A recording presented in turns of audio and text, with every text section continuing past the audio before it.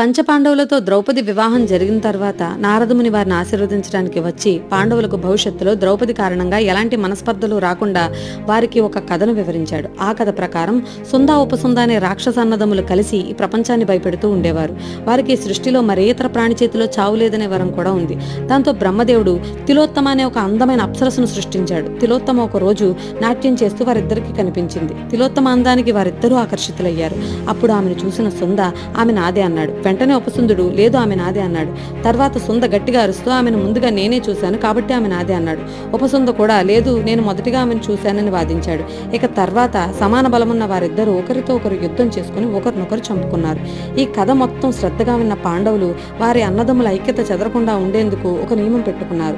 ఆ నియమం ప్రకారం ద్రౌపది 1 సంవత్సరం పాటు ఒక పాండుపుత్రునితో ఉంటుంది.